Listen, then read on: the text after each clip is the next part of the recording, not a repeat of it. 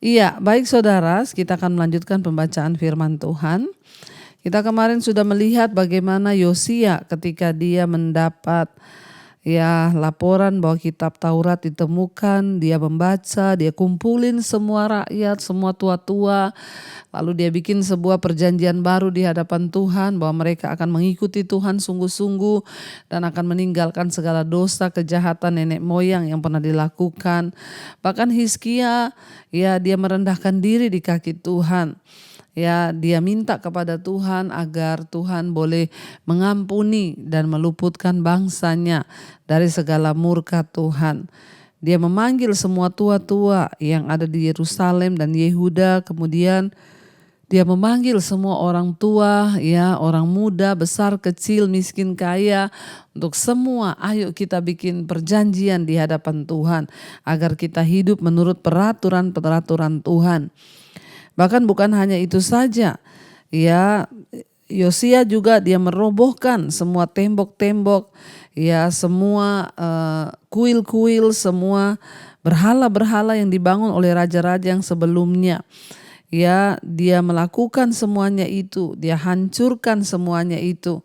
Dia robohkan semua praktik-praktik berhala di dalam bangsanya, bahkan dikeluarkan semua rumah-rumah penyembahan yang dulu dimasukin ke bait Tuhan. Ketika Yosia menyadari bahwa kondisi bangsanya itu sangat mengerikan, dia menyadari bahwa kehidupan rohani dari Yehuda itu sangat mengerikan dan banyak melakukan dosa. Dia melakukan sesuatu dan bertindak untuk mengubahnya. Tidak cukup kalau hanya mengatakan bahwa kita ini percaya kepada firman Tuhan. Namun lebih daripada itu kita harus berespon dengan tindakan untuk melakukan apa yang dituntut oleh firman Tuhan dalam hidup kita. Dan inilah yang dilakukan oleh Yosia. Dia bukan hanya mendengar tapi dia melakukan. Bahkan dikatakan dia merobohkan tiang-tiang Asyera yang memalukan yang didirikan di bait suci Tuhan oleh Raja Manasye yang jahat. Karena Asyera itu sering dikenal sebagai dewi laut atau istrinya dewa Baal. Dia adalah dewi yang utama bagi orang-orang Kanaan. Penyembahan Asyera itu memuja kepada perlakuan penyimpangan seksual, dan juga perang disertai dengan prostitusi, saudara. Dan itu dihancurkan semua oleh Yosia ketika dia naik menjadi raja. Saudara, apa yang Tuhan mau dari hidup kita ketika kita mengaku kita mengikuti Tuhan, maka kita harus membereskan dulu semua hal-hal yang tidak berkenan di hadapan Tuhan. Kita harus buang semua yang tidak berkenan, bersihkan hidup kita, bersihkan hati kita, supaya Tuhan boleh berkenan tinggal di hidup kita. Itu yang dilakukan oleh Raja Yosia, saudara. Dan tadi malam kita sudah membaca sampai ayat yang ke-10, bahkan Yosia memecat semua nabi-nabi palsu yang dulu dipanggil oleh raja-raja Israel, raja-raja Yehuda untuk kepentingan mereka. Itu dipecat semua oleh Yosia dan dia melarang nabi-nabi palsu itu datang untuk mempersembahkan korban. Dan kemarin kita sudah membaca sampai ayat yang ke-10. Hizkia juga menajiskan, dikatakan di sana Tofet. Dia menajiskan Tofet yang ada di lembah Ben Hinom, supaya jangan orang mempersembahkan anak-anaknya sebagai korban dalam api untuk dewa Molok. Kalau saudara pernah ke Israel, kita akan melewati yang namanya lembah Ben Hinom atau yang dikenal dengan lembah neraka. Itu arahnya ada di bawah, kita bisa lihat. Dan di situ kenapa disebutkan lembah Ben Hinom, lembah neraka? Karena pada zaman dulu raja-raja Israel itu mereka membunuh anak-anaknya, dibakar dalam api di tempat itu, di lembah Ben Hinom itu, di lembah neraka itu. Dan Raja Yosia menajiskan tempat itu, tidak boleh lagi ada hal-hal yang seperti itu di situ. Dan pada waktu itu anak-anak dibakar sebagai korban api untuk dewa Molok. Ayat yang ke-11, dibuangnyalah juga kuda-kuda yang ditaruh oleh raja-raja Yehuda untuk dewa matahari di pintu masuk ke rumah Tuhan, dekat bilik Natan Melek di sana dikatakan. Jadi semua yang berbau berhala ya dimusnahkan oleh Yosia, saudara. Dia membuang ya, dikatakan di sana ya, semua dewa-dewa ya yang ditaruh di depan pintu masuk rumah Tuhan, dewa matahari ya, semua dibuang oleh Yosia. Ya, dan dikatakan di sana diletakkan dekat bilik Natan Melek, pegawai istana yang tinggal di gedung samping. Juga kereta-kereta dewa matahari dibakarnya dengan api. 12 mesbah-mesbah yang ada di atas soto tempat peranginan Ahaz yang dibuat oleh raja-raja Yehuda, dan mesbah-mesbah yang dibuat Manasye di kedua pelataran rumah Tuhan dirobohkan oleh raja dan diremukkan. Di sana lalu dicampakkannya abunya ke sungai Kidron.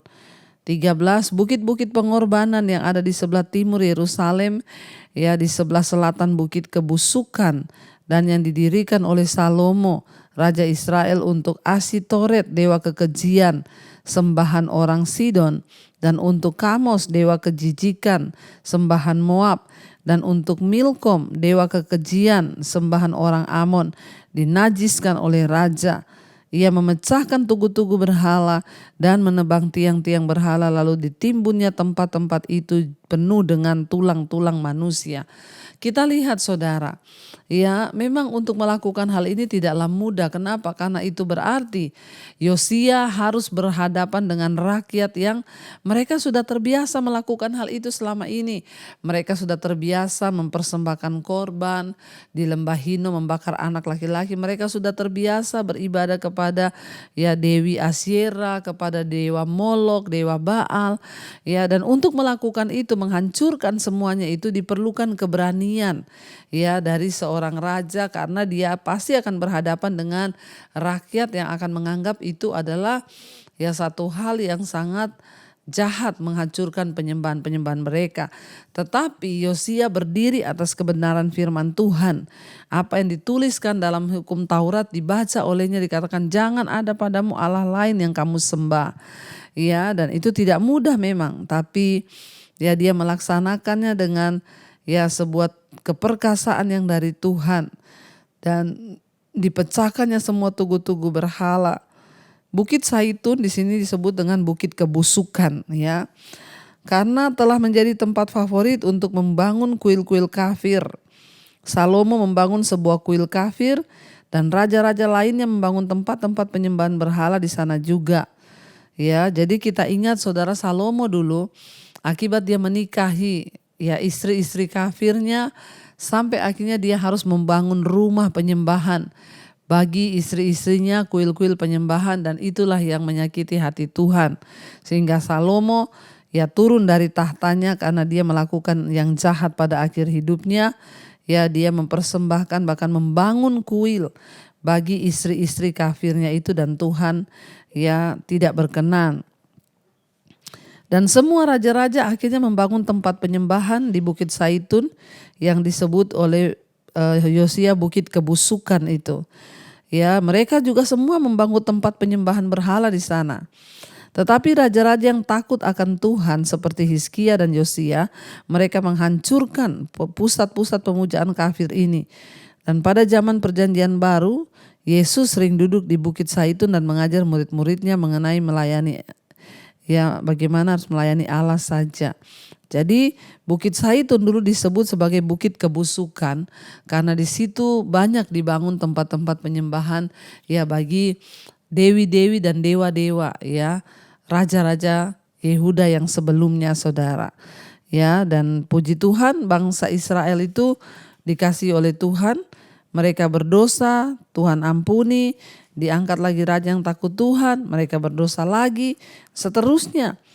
Tapi ya itulah kasih kemurahan Tuhan tidak pernah meninggalkan mereka, saudara ya. Ayat 15, juga mesbah yang ada di Betel, bukit pengorbanan yang dibuat oleh Yerobeam bin Nebat yang mengakibatkan orang Israel berdosa. Mesbah dan bukit pengorbanan itu pun dirobohkannya dan batu-batunya dipecahkannya. Lalu ditumbuknya halus-halus menjadi abu dan dibakarnyalah tiang-tiang berhala.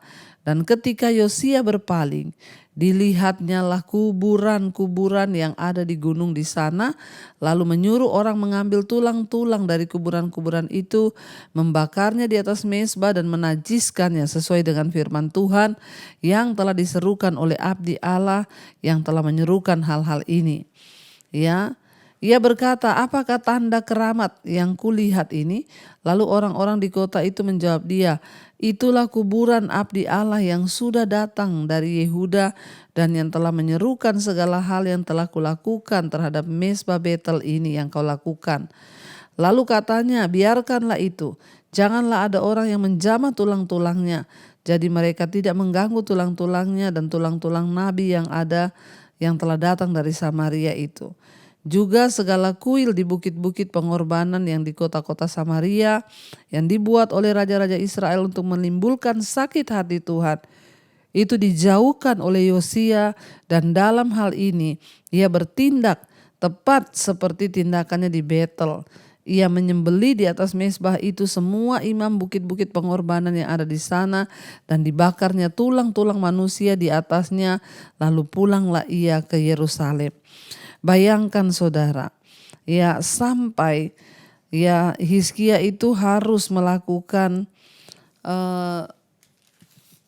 satu tindakan yang sangat luar biasa, yaitu dia membunuh semua nabi-nabi yang jahat itu. Tujuannya apa saudara? Semua imam-imam yang jahat itu harus dibunuh supaya mereka tidak menajiskan lagi, karena percuma. Ya kalau mereka itu tetap ada, mereka menajiskan lagi, mereka menajiskan lagi. Tapi semua itu ya memang sudah masuk dalam nubuatan Tuhan, sudah masuk dalam rencana Tuhan. Jadi saudara, kita melihat ya, susah untuk merobohkan apa yang sudah dibangun, tidak gampang. Sebaliknya ya susah untuk membangun apa yang sudah dirobohkan. Tapi demi untuk menegakkan kebenaran, Yosia harus melakukannya. Walaupun tidak gampang, dia harus membangun kembali. Ya, kebenaran demi kebenaran itu tidak mudah. Baik, kita lanjutkan sekarang ya, 2 Raja-Raja 23 masih ayat yang ke-21. Dikatakan di sana, kemudian raja memberi perintah kepada seluruh bangsa itu, rayakanlah Paskah bagi Tuhan Allahmu seperti yang tertulis dalam kitab perjanjian ini. Sebab tidak pernah lagi dirayakan Paskah seperti itu sejak zaman para hakim yang memerintah atas Israel dan sepanjang zaman raja-raja Israel dan raja-raja Yehuda. Tetapi barulah dalam tahun ke-18 zaman Raja Yosia, ya Paskah ini dirayakan bagi Tuhan. Saudara, ya ketika Yosia kembali menemukan ya kitab Taurat itu, dia membaca di sana ternyata ada perintah Tuhan untuk merayakan Paskah. Ya, dan dia memerintahkan setiap orang untuk melakukan upacara-upacara tepat yang dituliskan di dalam kitab Taurat itu, saudara. Kita tahu perayaan Paskah ini harus merupakan hari raya tahunan yang dirayakan untuk mengenang pembebasan bangsa Israel dari Mesir. Tuhan berkata dulu kepada Musa untuk rayakanlah Paskah untuk mengingat bagaimana aku membebaskan engkau ya dari tangan Raja Mesir, membawa engkau keluar. Karena itu rayakanlah Paskah ya. Kalau sejak zaman Yesus kita memperingatkan Paskah ya, kematian Kristus, kebangkitan Kristus ya. Kita dibebaskan dari dosa, dibebaskan dari hukum ya dosa dan kutuk, sehingga kematian Kristus membawa kemerdekaan. Paskah di perjanjian lama dirayakan untuk mengingat ya peristiwa sejarah Tuhan membebaskan bangsa Israel dari tangan orang Mesir. Tuhan mau mereka mengingat itu supaya apa saudara? Supaya ya mereka itu senantiasa bersyukur kepada Tuhan, ingat kepada Tuhan dan tidak melakukan apa yang ya tidak berkenan kepada Tuhan. Sebaliknya mereka harus bersyukur karena mengingat Tuhan yang sudah menyelamatkan mereka. Ya, dan mereka dibebaskan dari perbudakan di Mesir. Tetapi hal itu sudah tidak pernah dilakukan sejak zaman nabi-nabi saudara, zaman hakim-hakim. Ya, sejak hakim-hakim tidak lagi dilakukan. Nanti setelah raja ya Yosia baru dia menyuruh lagi melakukan. Ya, untuk merayakan Paskah seperti zaman para ya ketika Musa membawa mereka di sepanjang ya perjalanan dari Mesir ke tanah perjanjian. Dan salah pengertian yang umum menyatakan bahwa Allah menentang perayaan-perayaan. Ya, ini ingin mengambil alih seluruh kegembiraan dalam kehidupan. Tetapi kenyataannya justru Allah ingin memberi kita ya kehidupan, kita merayakan ya itu hari raya itu bukan hanya untuk sekedar ya perayaan belaka seperti Natal. Ya, yang menjadi salah adalah ketika Natal itu digunakan orang mabuk-mabuk, minum-minum, ya hura-hura. Sebenarnya hari raya itu harus dilaksanakan supaya mengingat ya Natal kita mengingat kelahiran Kristus ya agar kita sadar senantiasa komitmen kita diperbaharui lagi, sudah ada juru selamat yang hadir. Paskah untuk mengingat bangsa Israel, ingat engkau dulu pernah dibebaskan dari Mesir dan dibawa Tuhan ke tanah perjanjian. Jadi Tuhan suruh untuk mereka mengingat kembali lewat hari raya itu saudara ya. Ayat 23, jadi tetapi barulah pada zaman Yosia ya dalam tahun ke-18 ya maka Paskah itu dirayakan kembali bagi Tuhan di Yerusalem. 24, para pemanggil arwah dan para pemanggil roh peramal juga terafim, berhala-berhala dan segala dewa kejijikan yang terlihat di tanah Yehuda dan di Yerusalem dihapuskan oleh Yosia dengan maksud menepati perkataan Taurat yang tertulis dalam kitab yang telah didapati oleh Imam Hilkia di rumah Tuhan. 25, sebelum dia tidak ada raja seperti dia yang berbalik kepada Tuhan dengan segenap hatinya dan dengan segenap jiwanya dan dengan segenap kekuatannya sesuai dengan segala Taurat Musa, dan sesudah dia tidak lagi bangkit lagi yang seperti dia. Tetapi Tuhan tidak beralih dari murkanya yang sangat bernyala-nyala itu yang telah bangkit terhadap Yehuda oleh karena segala sakit hatinya yang ditimbulkan Manasye. Lalu berfirmanlah Tuhan, juga orang Yehuda akan kujauhkan dari hadapanku seperti aku menjauhkan orang Israel. Dan aku akan membuang kota yang kupilih ini, yakni Yerusalem dan rumah ini. Walaupun aku telah berfirman tentangnya, namaku akan tinggal di sana. Jadi saudara kita lihat ya, Yosia itu dikenang ya sebagai Raja Yehuda yang taat di hadapan Tuhan. Ya ketaatannya itu ya menyangkup dalam ya dia yang pertama adalah mengaku dosa bangsa itu. Yosia datang ke hadapan Tuhan, memohon maaf, memohon ampun, dia berdiri atas nama bangsanya. Bukan secara pribadi, tetapi waktu dia membaca kitab Taurat itu dia tahu, wah bangsa ini sudah jahat. Apalagi ketika di tangan Raja Manasye, dia membunuh banyak orang, bahkan Yesaya digergaji menjadi dua ya ketika zaman Raja Manasye. Kejahatan yang begitu luar biasa. Ketika Yosia tahu bahwa itu menyakiti hati Tuhan, semua yang tertulis dalam kitab Taurat itu, Yosia pun datang memohon pengampunan atas nama bangsa itu kepada Tuhan. Ya ini yang dilihat sebagai sebuah kebenaran ya, dia datang mewakili bangsanya. Saudara, kita juga dipilih Tuhan untuk datang di hadapan Tuhan mewakili keluarga kita, mewakili kota kita, mewakili bangsa kita. Mari kita datang ke hadapan Tuhan ya sebagai orang-orang yang mau mewakili ya, mengaku dosa. Dan yang kedua saudara, kenapa dia dianggap sebagai raja yang benar dan Tuhan sangat meninggikan dia? Karena dia menghapus semua praktik-praktik penyembahan berhala. Raja-raja Israel yang lain, raja-raja Yehuda mereka benar tapi mereka tidak merobohkan. Ya tetapi Raja Yosia dia menghapuskan semua praktik-praktik dosa. Dia menyerang penyebab-penyebab dosa ya. Tidak seperti raja lain yang menyebabkan bangsa itu berdosa. Yosia justru sebaliknya dia menghancurkan semua ya praktik-praktik dosa dan menghentikan penyebab-penyebab dosa. Dia merobohkan semua kuil-kuil penyembahan berhala. Dan pendekatan seperti inilah yang ya diperlukan saudara untuk menanggulangi dosa ya. Kita bukan hanya harus menghilangkan tindakan dosa, tapi kita juga harus menghilangkan penyebab-penyebab dosa ya dari berbagai situasi. Dan kita lihat dari pola-pola kehidupan yang membawa kita ke ambang pencobaan. Misalnya saudara, kalau saudara terikat dengan film porno, ya saudara jangan hanya berdoa menengking dirimu, tapi ya hapus itu semua dari handphonemu, dari manapun. Itu namanya kita menghilangkan ya penyebab-penyebab dosa dalam hidup kita, supaya kita ini tidak berdosa di hadapan Tuhan.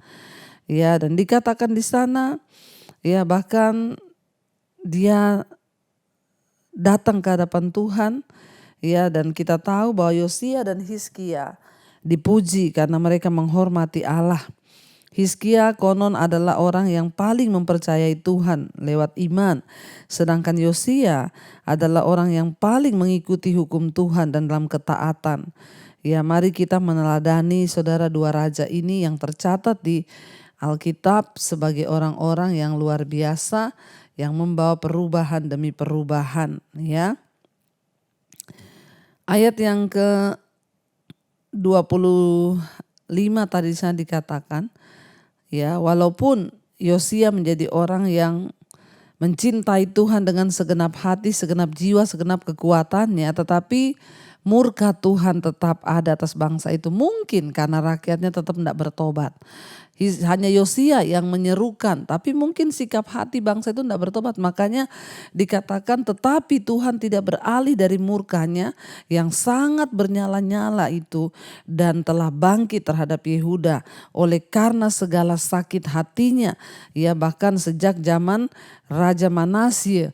Jadi memang ya dosa itu sudah timbul. Ya walaupun mungkin Yosia berdiri di hadapan Tuhan atas nama bangsa itu, tapi mungkin bangsa itu tidak menanggapi saudara, sehingga ya saya percaya kalau semua bertobat pasti penghukuman itu tidak terjadi. Ya tetapi dikatakan Tuhan tidak berhenti dengan murkanya yang bernyala-nyala. 27, lalu berfirmanlah Tuhan, juga orang Yehuda akan kujauhkan dari hadapanku, seperti aku menjauhkan orang Israel. Dan aku akan membuang kota yang kupilih ini, yakni Yerusalem. Dan rumah ini walaupun aku telah berfirman tentangnya, namaku akan tinggal di sana. 28, selebihnya dari riwayat Yosia dan segala yang dilakukannya, bukankah semuanya itu tertulis dalam kitab sejarah raja-raja Yehuda? Dalam zamannya itu majulah Fir'aun Neko, raja Mesir, melawan raja Asyur di tepi sungai Efrat. Raja Yosia pergi menghadapi dia, tetapi Fir'aun membunuhnya di Megido. Segera sesudah ia melihatnya, pegawai-pegawainya mengangkut mayatnya dengan kereta dari Megido dan membawanya ke Yerusalem. Kemudian mereka menguburnya dalam kuburnya sendiri. Maka rakyat negeri itu menjemput Yoahas anak Yosia, mengurapi dia dan mengangkat dia menjadi raja menggantikan ayahnya. Ya, dan kita lihat saudara, Fir'aun Neko itu mengangkat, ya membunuh, dikatakan di sana. Ya, dan dalam zaman itu majulah Fir'aun Neko raja Mesir. Ya, dan dia melawan raja Asyur di tepi sungai Efrat. Raja Yosia pergi menghadapi dia, tapi Fir'aun membunuhnya di Megido. Jadi saudara, ya akhirnya dikatakan di sana Fir'aun ya Neko membunuh Yosia dan dia tewas ya di dalam pertempuran. Dan saudara, ya kita sudah membaca Tuhan bilang bahwa Yosia tidak akan melihat murka Tuhan tercurah atas Yehuda karena dia mati sebelum murka itu turun. Ya biarlah kita semua selama kita hidup, tapi Yosia hidup melakukan apa yang berkenan di mata Tuhan dan dia hidup menyenangkan hati Tuhan. Biarlah setiap kita juga di sepanjang umur hidup kita saudara, kita mau hidup menyenangkan Tuhan, kita mau hidup menyenangkan hati Tuhan dan tidak melukai hati Tuhan. Karena orang-orang yang melukai hati Tuhan akan menerima penghukuman. Sebaliknya orang yang menyenangkan hati Tuhan akan melihat berkat dan kasih Tuhan tercurah. Mari kita mau tundukkan kepala, kita renungkan firman ini saudara. Terima kasih Bapa, kami bersyukur lewat kebenaran firman-Mu kami belajar banyak hal. Bahwa Engkau Tuhan yang setia, bahwa Engkau Bapa yang mengingatkan kami lewat kebenaran firman-Mu. Kami mau seperti Yosia Tuhan yang menegakkan kebenaran, bukan hanya menjauhi dosa tapi menghancurkan semua penyebab-penyebab dosa. Kami belajar Tuhan untuk boleh menjadi anak-anak yang taat dan setia kepada Tuhan, agar hidup kami boleh senantiasa menyukakan hati Tuhan. Damai sejahtera Kristus pertobatan tercurah agar setiap orang meninggalkan dosa dan kembali kepada Tuhan.